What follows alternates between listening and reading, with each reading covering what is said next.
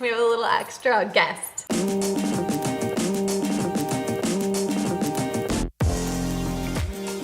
Hello everyone, and welcome back to Good Matters, a show to help purpose-driven entrepreneurs build businesses that make the world better.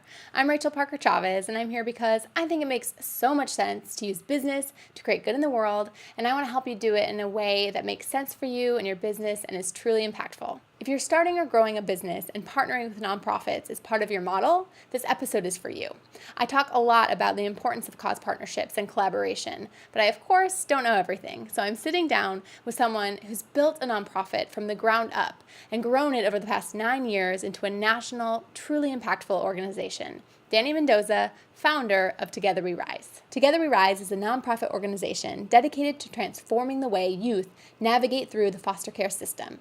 They work to improve the lives of foster children and collaborate with community partners all over the U.S. to bring resources to foster youth and provide thousands with new bicycles, college supplies, and suitcases so that children don't have to travel from home to home with their belongings in a trash bag.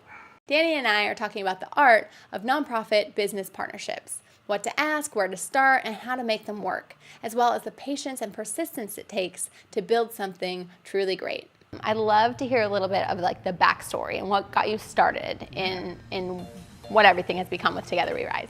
I mean, yeah, basically, I was not really involved in giving back or doing anything to that extent, and, life happened to me. I like to say, if I found out my 9-year-old cousin was living in a car and was homeless, and I wanted to see, what I could do to help him. And as I learned more and more, I learned that there wasn't a lot of opportunities for people like me in my age when I was young to give back, and especially for kids in foster care. So I just decided that, hey, I wanted to do something and kind of fill that void. So I saw an advertisement on MySpace, which goes way back, and it basically said start a nonprofit, and it was through LegalZoom.com. Wow. And just clicked it and spent all this money, and that was like my first step.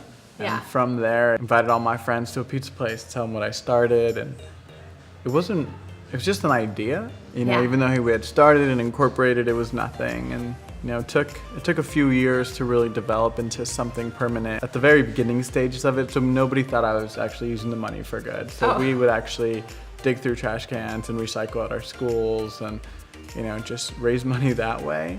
And then I ended up didn't want to do that anymore, so I just paid for it out of my paycheck at my other job and just figured it was easier. And that was like the beginning, first phase of it. When did you start to see that growth of where you're like, okay, like I'm going to start doing this full time, like quit job, like go full steam ahead? Yeah, so it took a good 4 to 5 years to really get to that point. Together We Rise wasn't really Together We Rise, it was like me and my friends, what we do on the weekends. Yeah. And we started getting national attention for the work that we were doing, and TV crews, celebrities were shouting us out, and that's kind of when it really turned into, hey, all these people want to help. What can you do? We didn't care if it made anything. Like, I wanted to be a lawyer. I didn't want to help kids. Like, that's not what I wanted to do. I've never volunteered before this. Like, there was nothing. It was just, as it grew and grew, I saw the need, and I saw that I could do more with my life than just be a rich lawyer, right? And I think that's the difference. Really, some people start an organization thinking they're going to get a job out of this. So I wasn't the first staff. I paid 4 other people before I paid myself because I wanted to keep it growing. I'm like, man, I don't need the money. I was, doing side work and making enough to survive and living with my parents. And I was just really blessed. So I try to take advantage of that. If you really focus on caring about what the needs are, like it sounds like you did, that's more likely to be the most impactful way to handle things instead of trying to be really big or get a lot of attention. So I think that's amazing. And so you guys do all sorts of things around here, obviously. Now, what would you say is like your favorite part of everything you do? The favorite part, what we do is take kids to Disneyland, just hands down. So when a kid enters foster care, sometimes, there's only one bed available for one kid and another bed available at a different home for another kid, so they get separated. Right. It's either that or they both sleep in an office. So it's common sense. Unfortunately, you have to separate them. They do their best to keep them together, but it's not a reality all the time. Right. So what we do is we take a day and pay for everything and just reunite them at Disneyland and just see their smile on their faces and for us, we take it for granted to be able to capture those memories of their siblings together. So, we make them a custom little picture book. So for the rest of their lives, they'll have photos of their siblings together. And it's just such a magical day, and that's just personally my favorite. I love it so much. Yeah. So, obviously, as you've grown and gotten bigger and you do these amazing programs like Disneyland and the Sweet Cases and everything that you guys do all across the country, you need to have some partnerships. So I know you guys partner a lot with businesses. And a lot of the questions I get are about when the people are first starting out and they really want to start a business that partners with a nonprofit. What would you say is a good way to approach that? So for us, we just try to assist them as much as we can and really just identify what is their goal. What do they want to do, and set realistic expectations for us so that we can partner with them and share their stuff on social media or provide them with, the art material they need or a direction of where we're going through or where we need the most help. So just as we're talking about collaborations and partnerships with businesses and small businesses and entrepreneurs in general, is there any kind of just really one standout piece of advice or advice that you'd give to someone who's thinking, oh, I want to start a company and I want it to give back? So figure out, what your brand you want to stand for, and then what the cause that you're looking for is. So, if somebody started a luggage company, right? It makes sense to partner with Together We Rise's Sweet Cases program because we provide luggage to kids in foster care. Sure. So maybe kind of some brand identity between the both. If you're doing lemonade and then there's Alex's Lemonade Foundation. So it's kind of something cool like that. But always think on a local level and then try to find out what their needs are. Because if you're helping them for what you think you're helping is different to what they might actually need. Right. Maybe they just need your staff to come in and write thank you letters for them. It doesn't even have to be money, but you'll never know that until you ask. And once you ask, you're on a little better level. Working with national organizations, there's some pros and cons. Some organizations won't work with you unless you have a certain amount of money. Not because they don't want you to, it's because they don't have the staff or the resources to address, hundreds and hundreds of people trying to help them. Yeah. And that's a real problem, and it's hard. I'm not saying they don't want the help. It's really, when 50 people call you one day, say they want to partner with you, they have to be able to respond to a manner where they're encouraging you and you don't feel like you're being turned away. And sometimes that happens. Right. So working with a smaller nonprofit, you'll definitely get the more one-on-one feel, and you'll get to know everyone in their staff and really get more of a transparency for your local community. And there's also local chapters of bigger organizations that are a great place to start. Yeah. Just if you're gonna go, you just gotta think on a local level to start for me. Yeah. What do you want from your partners? Like, what's a perfect business partner for you to partner with? For us? Yeah. For us is consistency, right? Okay. So the big thing at Together We Rise is we try not to reach out to people. We try people to get to reach out to us. Because we want to be able to rely on that. But like JetBlue, right? It's a perfect example. They're a little larger, but they reached out to us and wanted to help kids. Mm. And when we needed a flight to fly a foster kid to be reunited with their sibling, they totally chipped in. They're just like, hey, don't worry about it. We'll take care of it. Yeah. I had a kid, she was moving to New York to go to college, and she'd never been on a plane before. And unfortunately, she brought like 10 pieces of luggage. So with a few calls, they were able to help her condense her luggage and not charge her any bag fees. Oh, wow. And that was like such a crazy thing, right? Yeah. But if I was just to reach out to JetBlue, not knowing who I was and trying to get something, I wouldn't probably have the same luck just because I wouldn't know who to talk to. Right. And for us is when you're working with a partner on the consistency level, you can rely on them. So you told me about another cool partnership that you've had with a real estate company that's local. Can you tell me a little bit about that? Yeah, so basically we're working with this couple that are real estate agents, and what they do is basically they donate a portion of their sales.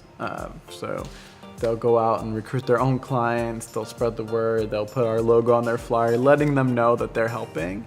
And what I really love about them, they didn't ask us to promote their services. They didn't ask us to tell everyone what they're doing. I don't have to worry about me not raising any money for the kids that we help because we didn't post it on Facebook or email blasts. Right. We have done a post for them because they were just so generous. And we think that there needs to be more people that way that just are doing it for the good of their own heart, not for the marketing, not for the press. that stuff comes next. It's like the bonus, but Right. it shouldn't be the mandatory requirement. Right, absolutely. And sometimes small businesses or entrepreneurs just starting out or solopreneurs think, I have to wait until I get really big, or I couldn't do that because I'm just a small business. But obviously this real estate, agent is just a small local real estate company. And it's such a testament to that being not true, that you have to be this huge corporation. I mean, they've made a huge impact on you and a huge impact on the organization and probably on the people they serve too. So I think that's really important to note, is that you don't have to be a big corporation to be giving back in this way if you really are committed. Correct. And I mean, the Bryson team gives as they make money. Yeah. So it's not like they're giving money they don't have. The more Right. sales they get, the more houses they sell, that's where the money comes from. Right. So it's not, oh, we're giving away all this money, we're a small business, we don't have any. It's as they grow, we grow with them. So with the Yeah. clothing company, they're starting a clothing company to raise money to buy duffel bags for kids. They didn't Yeah. say we want to buy 1,000 duffel bags. They just want to buy a few duffel bags to get started. And as this grows, we want to grow with, keeping you guys in our minds to give back as well. And I think that's what's cool about new social entrepreneurs is they're not starting a business to get rich. They're starting a business to be able to give back. And for me, that's amazing because there's not a lot of people that do that. And now I guess with our generation, that's a big thing to them. And I think that's why with the team building, it's been super successful for us is all their new staffers want to give back, or they want to play a role in giving back. And that's kind of how we are, on their minds. Yeah, and having that genuine belief will help them just trust you, that you're the expert in whatever you're dealing with. And so they don't need to push, whatever they think is the best for you. They just trust you, and it's definitely better. Most nonprofits know where they need their money. They know what they need because they're working in it 24/7. A company might want to help with something, but an organization might not need it. Right. And some companies don't take the responsible, I don't need this, as well as others. For us, we want to make sure that not only is it helping the company and their staff, but it's helping us. Of course. And so we yeah. have to really identify what is your goal, what do you want to get out of this, so we can make sure it meets our needs. Because we've had people, I've had a company say, hey, I want to donate, 4 trailers of a sports drink.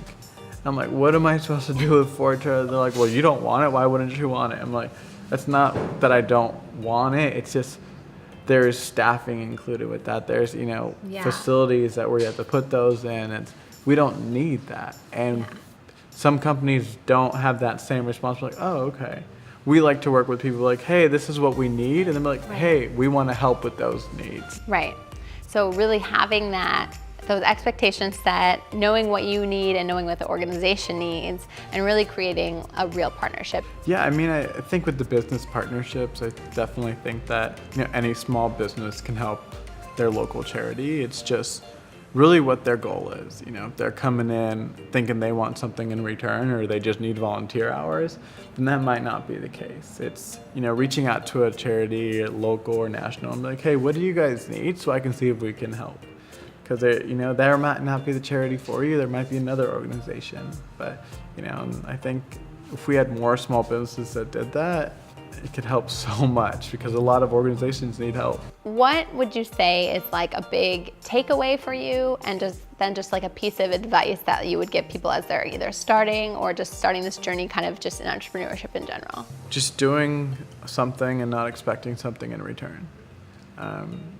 In the social spaces, you're doing it for good, and you're doing it for a mission, right? If I would have said, hey, I'm not gonna do it, or I'm gonna start an organization so I can get a job and make money, second year I would have quit, third year I would have quit, fourth year I would have quit. I wasn't making money, but I didn't do it for that. And I think people saw that because I didn't get paid. They were more genuine to help, because they were just like, oh, he's literally not getting paid. Yeah. And I didn't even care. I told people that I'm here for the money. I have a savings account for now. I'll figure it out later. Yeah. If it works, it works. And now I'm able to provide a living for myself and, other staff members because of that kind of just waited. Was super patient. Yeah. Yeah. Good stuff, right? As business owners, we really have an opportunity to help nonprofits fulfill their vital missions. We just have to approach it right with an open heart and no expectations. And then, as Danny said, the benefits of partnership, like blog posts and social media shoutouts, they're a bonus that comes along the way when you really approach it with an open heart. As always, if you have any questions, please feel free to send them my way. If you like this episode, and especially if you know of other business owners who are also partnering with nonprofits, please share it with them. And don't miss a thing by signing up for Defining Good updates, tools, and free resources on defininggood.com. Remember, as an entrepreneur, you have a unique voice and a distinct circle of influence, so you can choose to ignore it or you can use it to change the world. Thanks so much for watching, and I hope to see you again soon.